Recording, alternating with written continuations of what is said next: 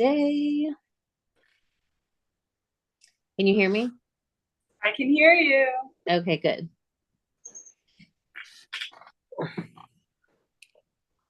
Let's see. Okay. So I'm going ahead and we're live. Okay. So welcome everyone. We are with Hannah Elliott Spence and we are waiting Damon Riddle to crack open some riddles and have Damon assist and Hannah assist. And we're going to talk about the power of light technologies that are out here and that are coming to the really just to the remembrance. They're coming back up from the ether and being rediscovered, dusted off, and polished up for best use, and how powerful it is when we have clear intention. Um, yeah, and if you could, Hannah, share where you are and how you are, that would be great. Sure. So I'm here in Dunedin, Florida, at this beautiful land. I don't know if you can see it all behind me. There's mulch all over the ground. And I did learn from Elasa and her sweet partner, Daniel. They're both quite gifted at nurturing the land and helping us remember how can we build soil. Elasa calls it continent building. And I love this concept of putting down the arborist mulch, giving these trees a new home. And the soil here at the property started building in literally just a few months. I could scrape it back and see the dark material developing below the mulch. And there's about 20 fruit trees planted here, edible greens like Okinawa spinach. Elasa and Daniel have also done this incredible permaculture at their space. And we're wanting to spread it to people because being self-sufficient with our health, with our food, and things like transportation and energy, I see this as the path forward for humanity. Is like you're saying, Elasa, we are just really remembering the technology that we already have at our fingertips and just remembering what's already here for us and this heaven on earth. And then just to give everyone, a preview of Damon before he joins, he has an absolute incredible healing journey that, working with the Theraphi technology was assisted him, but learning about the quantum physics and learning about how energy is transforming on the atomic elemental level. And that was a big part of his healing. And I really have been looking forward to this conversation. Elasa and Damon and I have been talking about this for a while because of sort of this is bringing us all together. How are we facilitating what people would call miracles by understanding the science behind miracles and connecting the spiritual world with the quantum physics science world, bridging the two, because the more you learn about each, the more you see how interconnected they are. And how, Elasa, you've been working with the Akashic Records for years and facilitating sessions with people on one-on-one, and the years and decades of you have of experience, and how you might translate something that Damon will say in the quantum physics language, how you might speak about the same thing from your perspective of the way you've been facilitating work with people and witnessing their own healing journeys.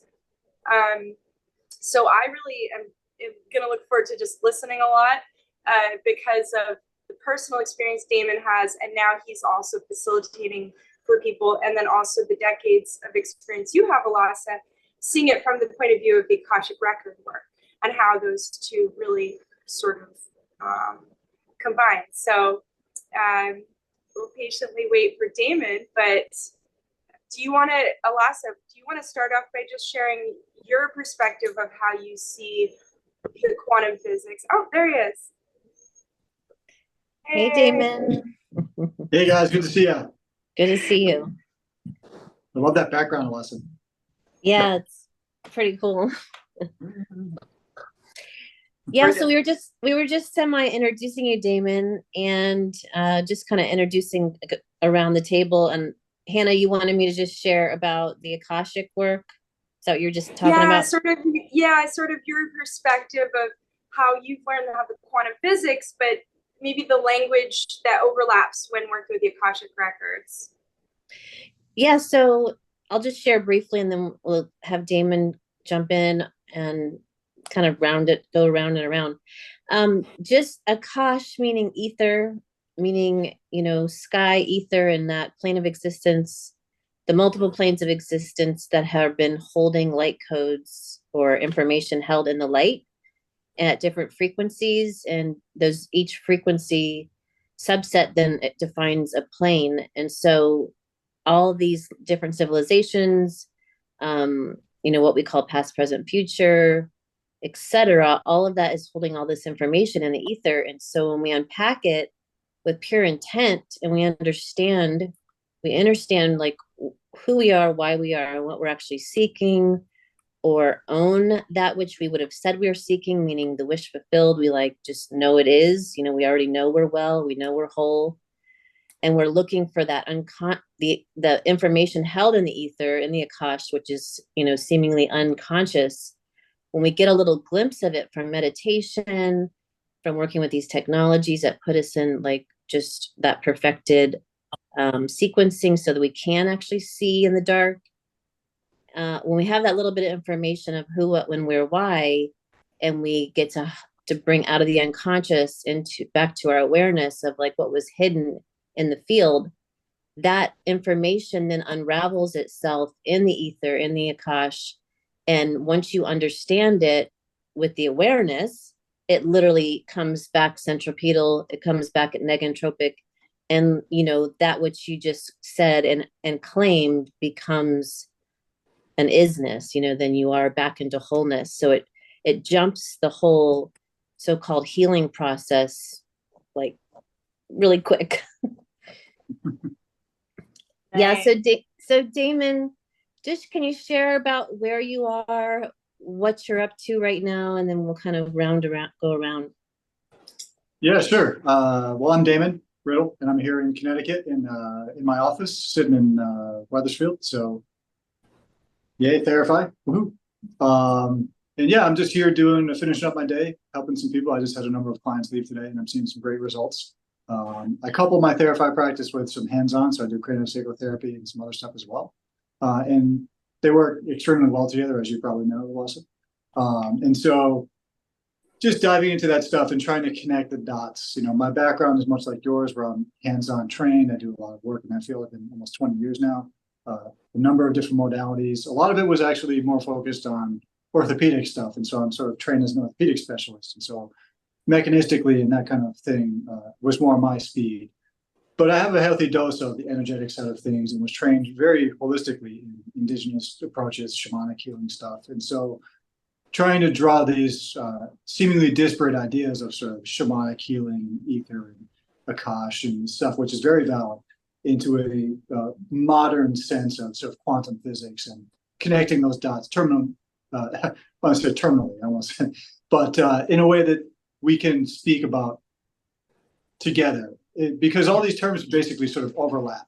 And we say a lot of synonym stuff, and people think that it's different. If you say ether or Akash, and I say quantum vacuum, Higgs field, zero point field, whatever, it's the same thing, in my opinion. And so that's what I've been trying to focus on, is not just understanding the processes, but drawing them together across the board, because I think that's what I've noticed most, is that in the process of doing this and trying to cast a wide net to see who else I can talk to and help understand, it's very interesting how separated people think things really are, and at the base of everything, at that Akash level, at that ether level, from the quantum vacuum, the background field, whatever, the scalar potentials, the process of emanating out from that and connecting and just what you described, we can talk about, as you beautifully described.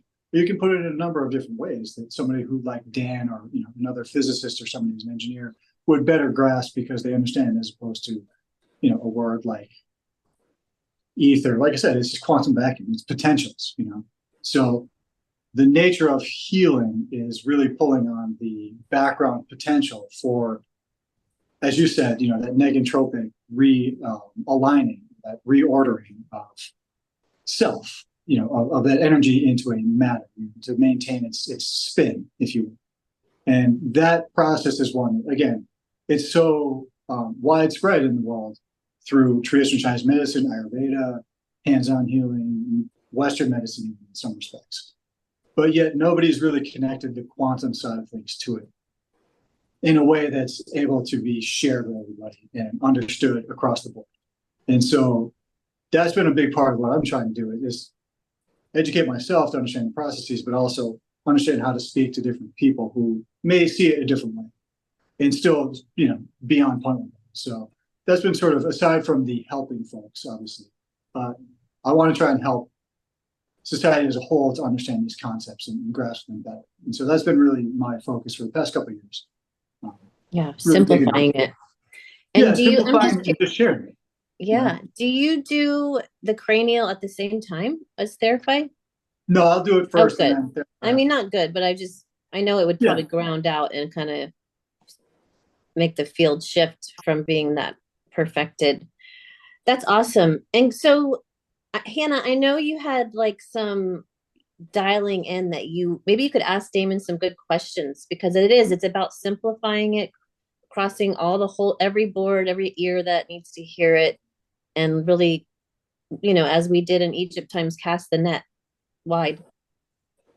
Yeah, so just to continue on those, points you were both bringing up, Elasa, I feel like you're describing that point, locating a point that where the bleeding charge might happen because of a traumatic event. And, to quote Dan Winter to say that, I would say that pain is broken fractality leading to bleeding charge. So a place in our energy body where there's some kind of event that has us in fear of that thing happening again. And we need a deeper comprehension, understanding, processing of what that was, why it was appropriate, what we learned, how to be grateful for it. So that what you were describing, Elasa, in my mind's eye, I was seeing it really just come down to that point of Planck and collapse to where the energy field is whole for the first time. And now, Damon, this has been such an important part of your healing journey, to be able to learn how are the quantum physicists describing this same thing in scientific words using such a thing as a quantum vacuum, right?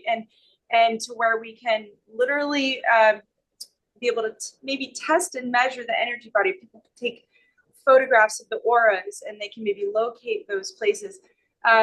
So Damon, how would you describe, I guess you came in right as Elasa was sort of describing that process of working with the Akashic records.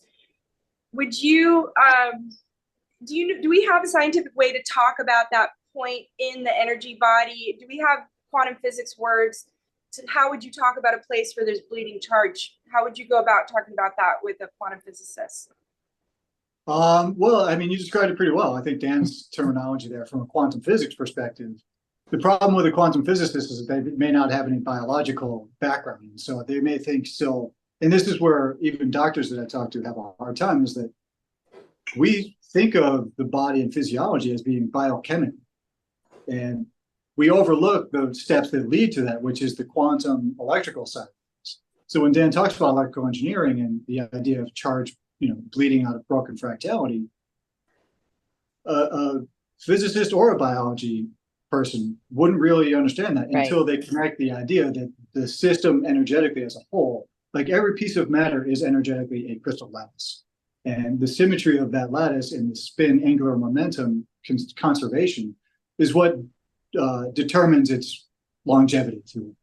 So if you want to talk about things like entropy and negentropy, it's all about the spin rate, that angular momentum conservation towards the center of mass, if you will, the center of that access point where it's spinning, is longevity. And when you can see that happening in the body and how the body is manifesting spin states to maintain itself and to regenerate itself and to re-engage, energize itself, then they can maybe start putting it together, in my hope. Because that's really what we're talking about here in terms of tapping into the 0 point. Here in physical space-time, entropy rules, and so we're always moving towards sort of a decay. But the Akashic side of things, the 0 point side of things, is negentropic. It's always moving in the opposite direction. And so when we tap into that negentropic side of things, we're encouraging the body to move back towards order, which is what the body is naturally doing, and we call it healing. So cell metabolism and healing are processes of tapping into negentropic process created in the 0 point field first and foremost, and then they transcend and sort of transduce into physicality and matter. And so, again, if a physicist can follow me on that little statement there, then they'll understand a little better. So I'm kind of curious to hear Elasa's perspective on one of the topics you and I had gone over, of these two parallel streams of reality that are mirror image, one flowing backwards, one flowing forwards. The movie Tenet is a great example of the science behind that, and John Archibald Wheeler and Richard Feynman being the physicists that actually worked on the science. And I'm really curious to hear Elasa's perspective, because Damon, you and I had a really amazing moment when you helped me sort of tap into how these two streams, one going forward, one going backward, perfect mirror image, we can sort of tap into this reality and create these little time loops, or where it's 0 point in the middle. And Elasa, I just wanted to sort of hear your perspective on that. And what do you think of that? It feels like something you already are familiar with. Well, I'm thinking about several things. So I'm thinking about, when we have immortality, when we awaken back to our immortality, we awaken back to the possibility that we are an ascended being, eternally, long, everlasting, maintaining this framework that looks like you look right now, for as long as you so-called choose to have that avatar look that way. And when we actually can allow our psyche to take that in and chew on it and sit with it and allow it, then that negentropic natural flow back to 0 point, back to the immortal happens. But there's only a handful in the collective. There's, if you could see behind me, there's like 12 little chalices, and it's the one. It's like usually around me, I've only got like usually 12 others who are willing to like actually sit with that and hold that. And then the rest, there's such deep layers of agreements, unconscious agreements, vows, oaths, commitments, fear points, like you said, that bleeding charge, which when I think about bleeding charge, I think about pain, and I think about unauthenticity. I think about fear, like you said, like I'm afraid to even be immortal. What is that going to mean? Or fear of like, what are they going to do to me this time? Like I just had to burn a bunch of papers just before I got on here. I mean, it's forever ongoing of like what I keep discovering that I hid from myself, but that I bring back up when I get into these immortal talks that we're at right now. It's like all of a sudden all this stuff comes out of the woodwork, like, oh wow. And then all of a sudden I look at myself and I'm like, wow, I look immortal. I look like I just dropped another 20 years again. Right. And all that paper I just dropped into the fire back up to spirit that was holding bindings and the reality of bleeding charge. And I read it was a journal I found. I was cleaning out my trunk because I'm going to go on a journey tomorrow. And like, it was about dreams, but like if you write in journals that hold like, seemingly unconscious, or even you're just sharing to yourself about things that you don't want to infinitely repeat, and then you keep those journals stacked, like you're literally binding again that entropy, that pain, that fear, whatever those stories are, and they just keep repeating themselves.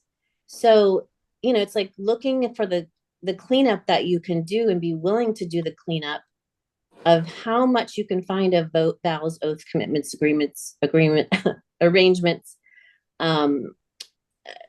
documentation that you put together knowingly or unknowingly, your parents, etc. And even if you can't find it because you don't have it in front of you, like just call those things out to release it.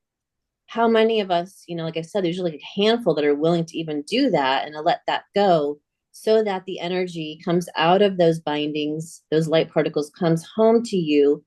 And then you again become back, you're allowing yourself to be streaming back to this immortal life, stream back negentropic, back to 0 point. Otherwise, if you don't, you're like getting old, this shoulder has been hurting the past few weeks. I'm like, oh, what's going on? And so it's that willingness to look at what stream are you on? Are you like bleeding charge and heading on out? And, like you're going to go with the whole thing that you're going to die around 80, like the common norm? Or are you willing to like, tap back into the I am consciousness of I am that I am, and I am, an ascended being here to like bliss myself out and remind a handful of others about this possibility. Okay, which timeline am I on, or which stream, like you said, Hannah, am I on? I have to watch that movie. And you know, which one do I want to do? Like I flip flop. Like I'm gonna be quiet in a minute. I literally just, came out of, meeting you, Hannah, a few years ago, like another sleep zone. How did I fall asleep? What happened? I remembered I was sitting at dinner with this family I'm going to go meet tomorrow. So it's interesting. And I kept eating and eating and eating. And something happened. I got looped in by some entities and I fell asleep again. Wow. Yeah. And obviously I woke up a lot of times in between there, but this is where we're at. We're in this like wild game, that we created by every word we say and everything we think. And so it's being willing to think really bold and big and say it out loud a lot of times too. I forget, I can think things and I can instantly create reality. We all are. But if I say it, and so it is. And I just did a big like call out after I was doing that burn. And I was like, any y'all hear me? Stargate's open. And I start hearing the streams. They're like, Pleiadian High Council on board, Sirius High Council on board. And I'm like, okay, I'll say it out loud. And then I get strings of people like Stargate sisters, like, we're here, we're waiting, like you called out, and I haven't talked to them in 2 years. So it's this, we're so fun. So I'll move on. How do you go? Keep going. So I love it. And just to give a little more clarity. So the parallel one that I'm talking about right now, it's a mirror image. But as you were talking, I was sort of like receiving your answer of what you're like with those journals and with documents like that. Because if this mirror image where our birth hasn't happened yet, that reality from our perspective, it's so with doing what you're talking about though, I feel like it releases any bindings that keep both of those streams, because if the events haven't happened yet in one stream, by keeping the documents, we're allowing those events to still happen. By sort of revisiting our past and healing it, it means that those things, in a sense, don't need to happen because we've already resolved it. So I was sort of seeing all these potential binding points that we almost want to release so that we can change our past, literally. We give ourselves the childhood we would have dreamt of. And then that means it gets anchored because in a sense it hasn't happened yet, and all time is now. So I feel like I was tapping into what you were like, that felt like an appropriate response in terms of what I was picking up from it. Yeah. Damon, what do you got? Yeah. No, I totally agree with that. I think that you described the process we discussed yesterday very well. The feedback loop that Hannah's talking about is really one that's sort of always there. And so it's not necessarily like a separation between our physical self and our spiritual self, because we're embedded within one another. It's a superposition, if you will. And when you talk about these loops and these opportunities, things work cyclically, right? A time loop comes back around. And so if you've implanted a trauma or information, we'll just leave it in general sense, that information is going to come back around and inform your future decisions. So there's a concept called retrocausality. And so if you have a trauma that you're holding on to, that's going to come up in different circumstances, different scenarios, because you're reminded of it. And that loop is coming back around. Your reaction to it is tied in a lot of ways to how you feel, about that information coming back up. And, the process that you're describing very well, Elasa, I do myself here, whether it's hands-on or Theraphi, where it's trying to help people recognize that when they come back around is an opportunity, not to sort of shy away from the pain, but to actually sort of examine it and to establish a different relationship with that information, shift it in a way so it's not so asymmetrical. Put it back into a perspective where you can handle it and soften it and change it over time or immediately, and again, just depending on whatever you want to do. And so that process is one, if you want to get fancy with it, it's called fractal information theory. But simply put, it's just that looping information coming back around and not necessarily determining or dictating, but influencing our perception. And that's where it all comes down to on either side of things, is where's our perception? Because again, if we can sit here and focus on our physical body and looking at the phone, and waving my hands around as I see myself doing, we can also recognize I can close my eyes and my mind is still working there. Like that's, my spiritual self is here, my physical self is here. It's all working together to do the thing it needs to do, whatever the phenomena is working towards. And we are just assisting that, and we're helping to reestablish a better conduit of that information loop to be symmetrical for our highest purpose, to heal, to be longevity, to have, joy, bliss, happiness, all those things, they can be brought to bear in the course of a trauma to reestablish that loop into one that's more productive as opposed to destructive. Right. I love that because even though, again, if for whatever negentropic, meaning organization, or entropy, meaning chaos, whichever, they're both always happening.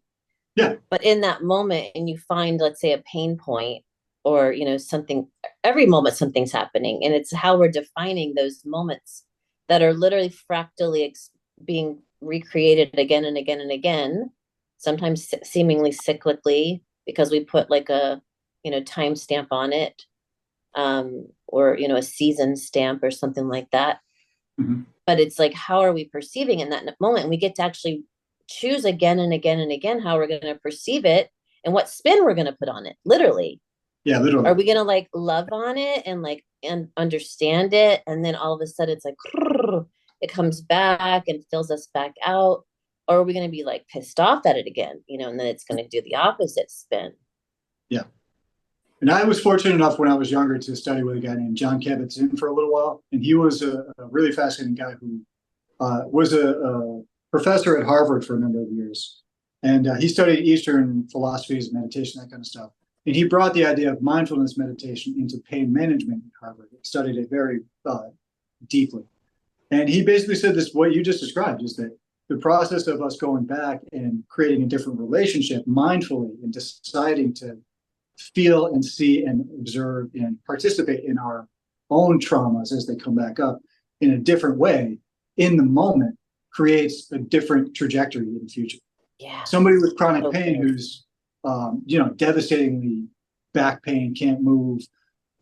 After a while of being in pain, they're exhausted physically, mentally, emotionally, spiritually. And a lot of them, you start to identify as that pain and you think there's no way out of it. But, something as simple as John Kabat-Zinn handing somebody a raisin, or 3 raisins actually, and spending 45 minutes looking at the raisin, smelling the raisin, touching the raisin, thinking about raisins before you even put it in your mouth, touching it to your lip. Okay. It's a process of helping somebody to be mindful of how much control they have over their own self and their own decisions and how that then plays forward. Because again, if you're in pain and you're constantly trying to avoid that pain, you're going to be, fearful and running from it always, as opposed to, which to your point, a lot of people want to do or even know that it's possible. They don't want to go back into that pain and look at it, re-examine it. Even though they're in it all the time, they're still trying to sort of avoid it or just manage, as opposed to diving back in and looking for solutions and ways to soften.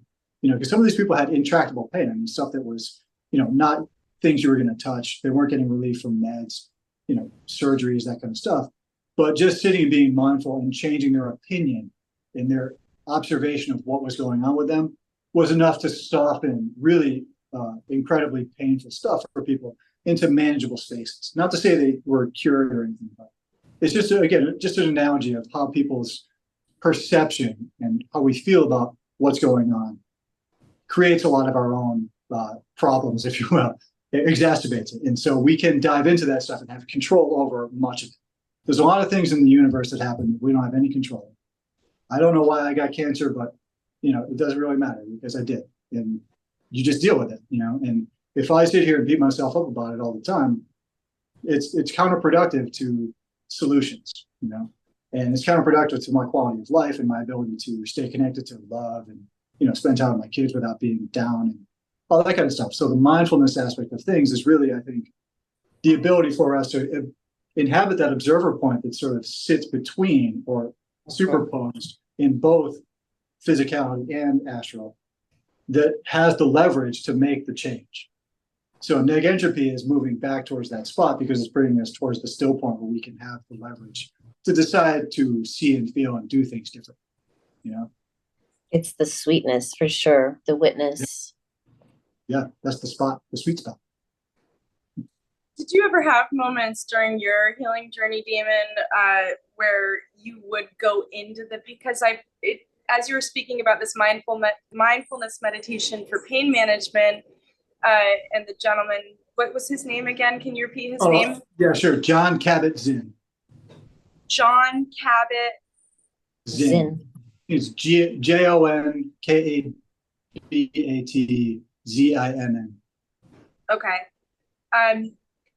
Did you ever have experiences if you were, wanting to face the pain of like going into the pain and feeling it? I mean, I personally have had experiences where I was able to experience pain as just an intense sensation and let go of the negative association with this intense sensation, and to where it was able to, seems like, go in with my consciousness to bring in that light and awareness, and just a point in my body that was really just calling out for attention. Did you have moments like that on your journey, of where you went into the pain literally and were? Yeah. Well, for sure. Yeah, I mean, that was a big part of it. It's a pretty devastating thing to be diagnosed with any sort of serious disease. But when you're 28 and have a 3-month-old kid and realize somebody tells you, "Oh man, that seizure you just had is caused by a brain tumor," it's a little bit of a shock. And so the physical pain wasn't so much; it was the emotional pain. And so physicality wise, there's a fair amount of pain I've been through between surgeries and chemo and that kind of stuff. But that, to your point, like I can manage that a lot easier than I could manage the emotional stuff. Okay. So for me, it was the process of untying myself and getting out of my own way and trying to not beat myself up for things I can't control, honestly. And, to try and just hold on to and inhabit the things that I can. And over time, my focus, has shifted. I've been able to shift my focus, I should say, to really appreciate the time that I have, regardless of whatever happens, and to focus on love and light and community and, healing myself and others, and, just the positivity, the bliss, the shareable wave. That's the kind of stuff I've really focused my energy on since 2008 or whenever I was diagnosed. Right. So, excuse me. So it was, that process has been a long one. So the physical pain was, like I said, secondary. The emotional pain was what I really dove into. That makes a lot of sense. It really made a difference, because I was coming, especially when I found the Theraphi, I was coming out of a really dark period. I mean, I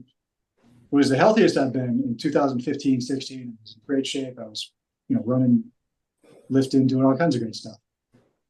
16, 17, cancer starts coming back. I'm like, oh no, like, how'd that happen? I'm doing everything right. And so it was a huge, just knocked my foundation right off from under what I built over the past 10 years. Went through treatment and stuff and just was really down anyway. I committed to doing the treatment because I thought that it was my best shot, What treatment? In 2018, it was surgery, radiation, and then chemo. So I did the full gauntlet in 2018. And again, I submitted myself to that thinking, okay, well, this is my best shot. Let me see what I can do. And that bought me, a couple of years of misery, I would say, but blissful misery, because I was still alive, so you can't complain too much. But you had already recovered once, basically, from cancer, and then it was basically you had achieved a high level of health, and then it came back. So it was like the emotional roller coaster of that. And so, was it with Theraphi that you had? Ultimately, yeah. I resolved it with the Theraphi. Okay. So then come back where you were at, and so you go through the radiation, and then what? What happened after that? Well, I did the radiation, the chemo, and everything else, and during all that time, I was laid out. I mean, the surgery is basically like the craniotomy was basically like having a medically induced stroke, and so the left side of my body has been affected. Sensation, movement, strength, all that kind of stuff. I've got most of it back now, but my left hand is still a little bit weird in some parts of my body. I still have seizures from time to time, and some other stuff. But the process that I went through with all that stuff was just really heavy psychically, because I holistically don't, I understand the body holistically, And to poison myself to try and heal myself seemed very, not congruent. But again, in the circumstances, it was like, well, that's my best option. Let me give it a shot. After I did all that stuff, it got me about 3 months of clear scans, and then it started to come back. And not only did it start to come back, but it showed a secondary one coming with it, which totally, flattened me. And so instead of getting angry and depressed and all that kind of stuff, I just said, well, okay, let me see what else I can do. And stepped away from Western medical treatment, went for the Theraphi and other, grounding, fasting, intermittent fasting, and all those kinds of other natural things that felt much more congruent and in line with what I wanted. And so that process led me to really deeply going down this Theraphi rabbit hole and all this other quantum physics stuff and mega entropy. And so, I really sort of had to learn this stuff in my mind. I had skin in the game, and it was a motivation that I turned into something that is really beautiful for me now, because that fear and that depression, if you will, the PTSD stuff that comes along with any sort of terminal diagnosis, it really kind of screws with you. And to be able to take that and do what I call energetic keto and sort of flip that negativity into something that's positive and say, okay, well, let me see if I can figure this out. Let me find these things that work. Let me do as much as I can. And I was content to say, okay, even if this doesn't work, I'm going to have information I can share with somebody else. Right. And it just sort of turned out that way, And so being able to, I guess tying back to that temporal loop stuff, practical information theory, is that as that comes up for me now, every day, as I limp or trip over something or slur a word, forget stuff, just from my disabilities, that it doesn't bother me so much, because I know that there's more than just this physicality. I know that there's a purpose for me to have gone through this and to share it with people and to help them get out of that situation. Seems to be that. Like, that's what I'm trying to frame it as. That's what I am framing it as. So my negativity, I flip around and try and use it as a positive example for people, myself included, to then follow through. And I just do. And so how did your process go? Like, when did you feel like you shifted after this last time? Well, it was a pretty long process, actually. Initially, Theraphi, the first couple of sessions, as you guys have probably recognized yourself, like the first session or two, it's like, whoa. And again, I was coming out, I was pretty beat up. There's really a lot of brain fog from chemo. I've always been light sensitive, headaches, that kind of stuff. And, a number of other things going on digestive wise. And within the first couple of weeks, things felt a lot better. I mean, I'm one of the guys who, one of the 30% that had their vision increase. My vision, light sensitivity isn't a thing for me anymore. My seizures have calmed down quite a bit. I still, like I said, still get them every once in a while. Like, there's not a way to not be on meds for that at the moment. So we'll see if that changes. But, all these positive things started happening, and I'm just super grateful for them. I try and pin all of that to, like, I need to understand, there's a part of me that needs to understand why, that mechanism of action, that's part of my training anyway. But just me as a person, like, I feel like perspective wise, looking back on this whole trajectory of my life, this is why I'm here. Yeah. To experience that and then move forward with it and help share solutions. Yep. And for me, I always tell everybody, it's like, you don't know what to get rid of until you pick it up, and deal with it. And so if that thing still happens, even though you're doing these different type of light technologies and beyond, and it comes up, okay, well, there you go. You've got something to re-examine and re-love on and integrate back in. And so it's still purposeful, if that seizure still happened, like there's something still there. And then the willingness to be on the journey of examination and diving into it is everything. And then we learn that, oh my gosh, that's actually why I'm here. Like, these are the keys to the kingdom, to actually examine all these different pieces that had fractured out. Yeah, well said. It's quite a journey, and so to sum up the trajectory there, because of COVID and the timing of everything that happened, I actually didn't have a scan from that one that showed expansion for another year and a half. and it kind of freaked my doctor out, and that was fun because that's fine. But yeah, when I went back a year and a half later, everything had resolved, and that was 22. So now I've had a total of 3 scans that show that things, are still resolved, if you will. Awesome. So, knock on wood, keep Yeah. that rolling, I said Theraphi. So Yeah. but yeah, the process is one that, like I said, we have much more control over than we realize, and that's where John Kabat-Zinn and these ideas like Dan talks about, and just the recognition of the bigger board that we play on, the bigger thing that we're a part of, so the recognition that we are working in, forward time and backwards time equally. That's pretty wild. Yeah. You can engineer from that perspective. You can better plan your route, if you will.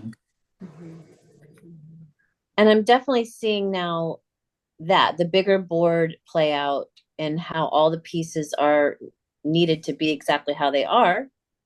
And like, running a center and, and some like today, someone's on the Theraphi this morning, it's rising. And I feel others on the Theraphi more than I feel myself, so it's like, and if I have a connection with them at all, it's like, oh, she's on the Theraphi.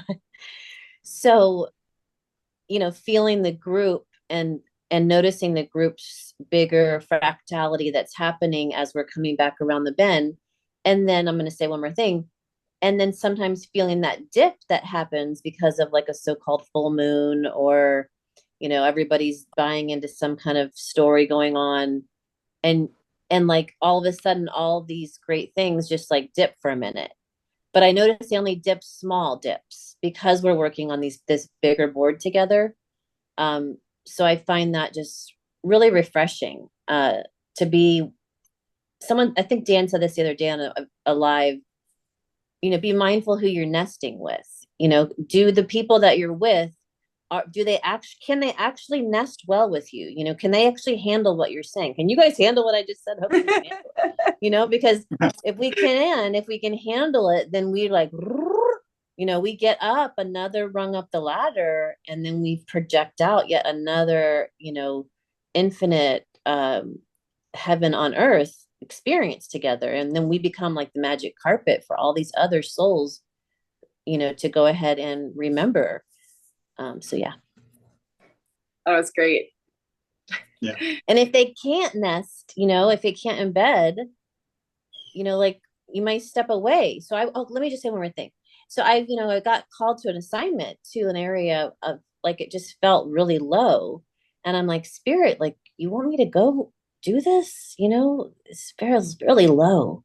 Like, can they even embed and nest, with everything that, and they're like, yeah, they're like, just right, almost right there. Just go, give it your all and be present and lay out the big blueprint that's going to happen when you do the land work on that space. I'm like, okay, I'll show up.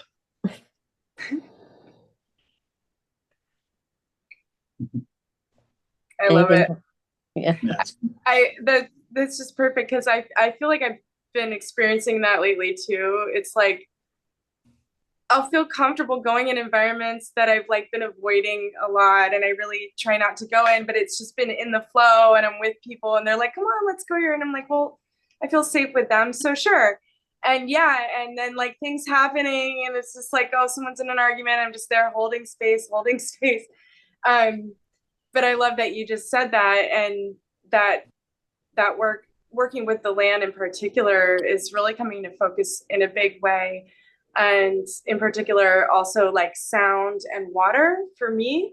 And it was, I happened to catch a little tidbit from someone last night where they were showing the symbol for a dolphin is like, it's like a dot surrounded by a circle over what looks like waves. And it's this, yeah, and representing sound and water. And I was like, oh, that's so interesting. I feel drawn to work with those modalities together. And it's like the dolphin represents that. But I hear you on Elasa on just shining our light and knowing that we're free to shine it anywhere and everywhere all the time. And there's been times in the past where I felt like I needed to protect my heart and sort of, maybe even my posture would reflect this kind of protective But whereas now things have shifted, and I feel committed to just bringing technology, awareness of technology to people, branching out into transportation beyond the medical, but learning these topics and the scientific topics from the healing perspective, it translates really well into all these other realms, whether we're talking about buildings that are going to assist our healing, or how do we get better miles per gallon and stop polluting the air. And those technologies have to do with vortexes and coming down to Planck. And it's, you realize, oh, this is just regaining knowledge that humanity already had. Even just the 1800s, the incredible building, with stone and the anti-gravity technology. I mean, we already had it. So, but anyway, how are we doing on time? I know that this is, we have a limit here, which we can always do future conversations. Yeah. I would love to, but we have 10 minutes, but yeah. Oh, great. Do you all have something, anyone has something? Anything, Damon, anything else that you were sitting with on that? No, I just think that the conversations like this need to be happening more often, because there's a lot of great flow that happens and find common ground amongst us who are willing. It attracts more people who are like on the verge, or like, that's interesting. Yeah. This thing over here isn't working, but let me, and that's really, I think, the most important piece is just sparking that maybe in somebody's mind. One of the things I studied early on that got me into hands-on therapy was a book by the name of The Ego's Quest by Fred Alan Wolf. He's a quantum physicist, but studied shamanic healing across the world for like 30 years. Wow. And long story short, his takeaway was that the most important thing that a shaman can do to initiate somebody's healing spontaneously, whatever they call it, is to perform rituals in a way that convinces somebody that the impossible is possible, which takes them out of their limitations, right? And then that opens them up to being like, okay, what is this opportunity? What is this potential that I can then manifest? That's the place we need to be, because that's pulling you closer to that still point, that awareness point, that place that we inhabit. And when we get more of ourselves to operate there, it's more peaceful for us and we can navigate better. Not to say there's not still going to be stormy seas, but it's much easier for us to be in line with our principles and state it. And the more people that recognize this, I feel, this process in a whole, in a broader, broad perspective, see the whole chessboard in pieces, the better we're all going to be able to manifest for ourselves and each other and collectively. So collective consciousness plays a huge part in this. So when Dan talks about being a shareable wave, he's absolutely right, because the more of us that are looking from our own unique perspectives, the wider perception provides better opportunities for more succinct solutions. So I feel like that's a big part of what we're doing here, is we're cohering, we're resymmetry, making more symmetrical ourselves collectively. And you do that by individually working first, and then finding your space, your niche, unique talents, whatever it is, whatever your purpose is for, and then moving forward with that and letting it ripple out however it does. Yeah. I love that. I love that you continue to bring up the word symmetrical and recognizing those sort of, any place where there's healing, how that's sort of creating a asymmetric nature that we want to just come back to the symmetrical, everything being symmetrical. Damon, you and I had talked about the need to write coherent storylines with one another to ensure as a collective we're writing a coherent storyline, and everyone's individual story is coherent with the greater story that we're trying to write together. And you and I were talking about the importance of that. And Elasa, you and I have talked about it as well, sort of the need for us to come together as a group, focusing on the outcome for humanity, the outcome for everyone. And then we move from there of what is, sort of the highest and most good, might say, for all involved, or however we want to phrase it. And that being the guiding light. And Damon, I like that you keep bringing up the shareable wave. We're all quoting Dan on that, but it's such a key principle of, okay, are these thoughts that I would want someone to be thinking about me? Would I want this person to hear this thought? Would I want everyone to hear me thinking this thought about this person? And if the answer is yes. That's Yeah. huge right there. Yep. Mhm. Yeah, goosebumps. Because we are eternally shareable waves, Mhm. or not, which is Yeah, creating that. yep, It's sorry. either like embedding perfectedly, or it's literally clashing and canceling things out for people, in both directions. But yeah, Yeah, we're it's so. constantly pumping out Go waves, ahead. and so it's either constructive or destructive. Right You're either there. part of the Right. shareable wave or you're off. And Yeah. from an organic standpoint, I usually use I think in terms of sort of, are you an immune cell or a pathogen? And Yeah. when you're of service to the bigger fractal organism we're a part of, what's your role in it? And you can decide to be one or the other, and Love you can that. change your decision several times. But generally speaking, we all need to be on the immune side of things if we want to be, again, symmetrical and sharing in the same path of longevity and sustainability within the bigger understanding that we now have of how this all works. So we're moving towards a place where we can all see it better. We just need to all be able to share it and understand that our unique gifts in that way don't need to be separating us. They actually need to be honored and celebrated, because that uniqueness is what gives you a different opinion or perspective of something than I do.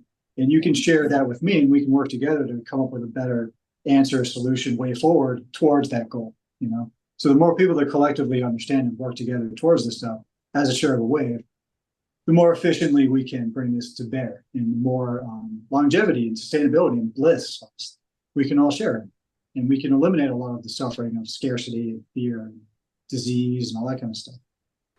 So We moving towards complement one future. another, and everyone pitches in as a team, and it just happens instantaneously as soon as everyone has the clear goal, and it shifts. I got chills now, because we were just talking about it with Lestiel, who helped build a labyrinth with Elasa, and she was talking about how the pavers appeared and all the right people in the right amount and shifting, and everyone, and it's not about what idea came from who, because we're just all the vessels in the moment trying to almost just remote view the future, essentially, and remember the future, as Kay put it so beautifully when we were discussing it earlier. Yeah.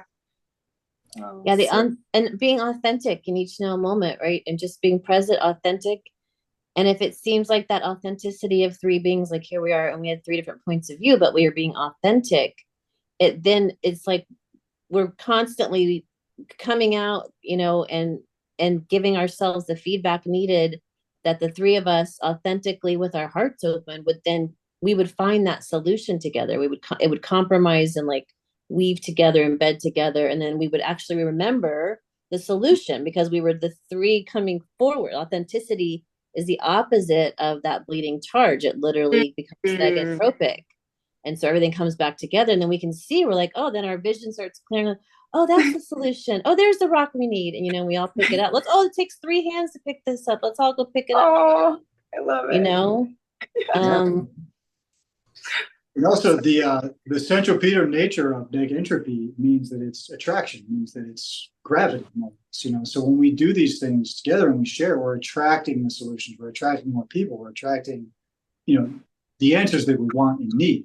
And collectively doing it in a way that's mindful allows us to then plot our path that much better, and become that much more attractive to people. And I don't mean that in a physical way, but attractive in a spiritual way. Magnetic, however you want to describe it, energetic, the whole thing comes together. Yeah, right as you were saying that, because this has been coming through lately for me, and Dan will emphasize how consciousness, gravity, bliss, this is all, centripetal force, charge collapse. And so, it literally, when you were saying it, a light bulb went off, because I'm like, that's right. These are all the same principles, the same forces, the same vortexes. Who's to say that the gravity vortex is any different from the vortex of the soul?